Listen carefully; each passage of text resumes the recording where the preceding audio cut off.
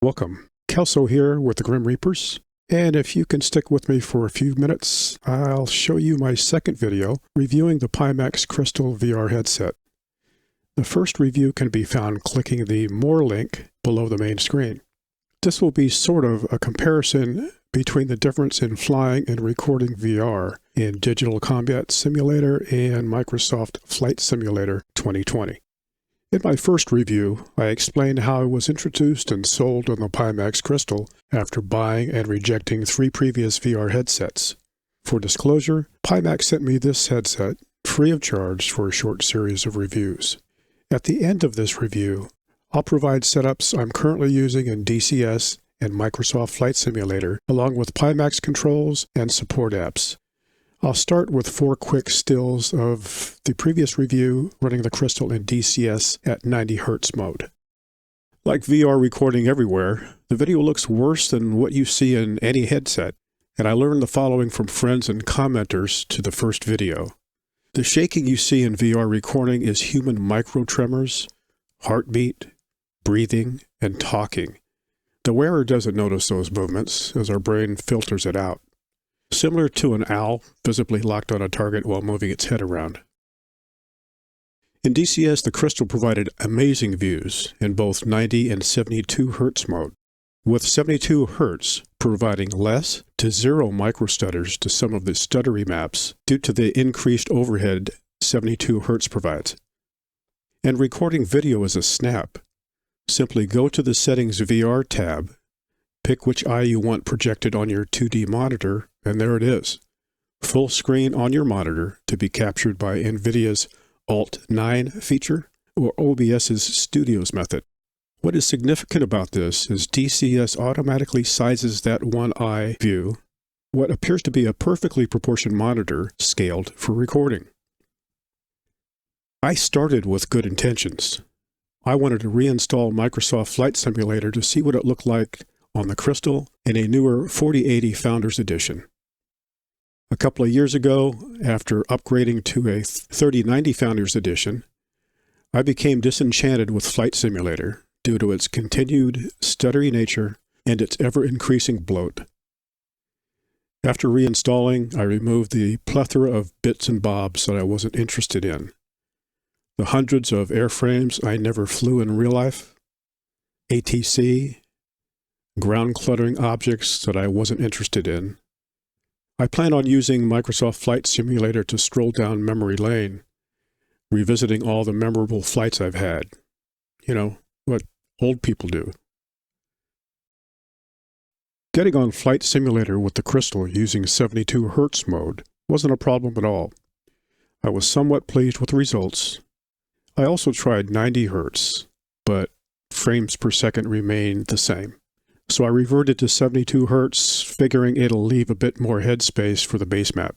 The FPS in-game fluctuated from 49 to 58 frames per second, but generally stayed around 55 frames. Eye tracking was excellent. The view inside the Crystal was not as crisp as DCS, but I attribute that to Microsoft, not the headset.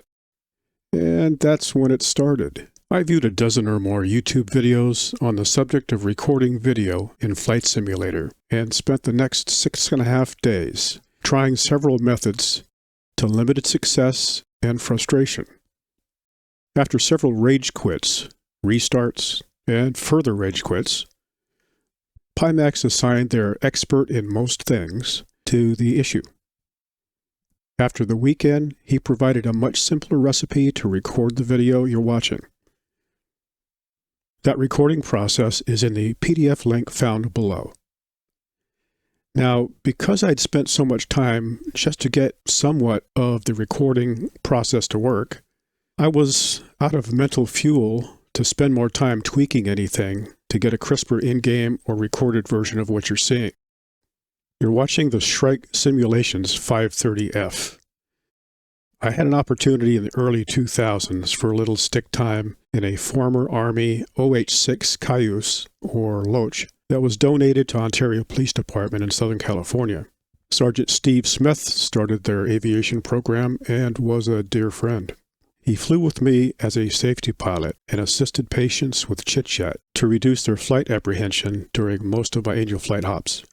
Sadly, Steve passed from cancer after we moved to the Midwest. Rest in peace, buddy. I forgot to mention, this flight originated at one of my favorite places to visit, Lindbergh Field in San Diego. The whole area has many attractions, including the Midway Aircraft Carrier Museum and Marine Corps Station Miramar, former Naval Air Station Miramar, and home of Top Gun, my favorite place during open house and the Blue Angels demonstrations. Regarding Microsoft Flight Simulator, it is a worldwide fan favorite and has sown the seeds of aviation dreams for millions. Its many training tools and pathways is a great starting place for aviation-minded careers. In my opinion, some focus in a few areas could make it better.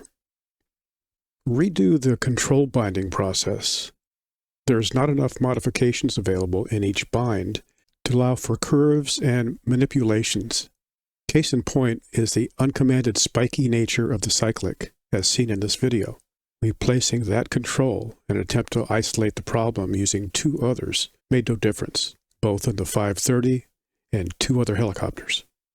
The second and last is take a page from DCS on VR reprojection of flat screen mirroring for content creators. Forcing your VR customers to jump through hoops and attempt to showcase your product should be corrected. So, today, November 13th, 2023, is the beginning of a sale for the Pimax Crystal. If you're on the fence about pulling the trigger, please click on the affiliate link below and you'll save some money. I hope I've provided a little more information to help you make a decision. Take care, and thank you for watching.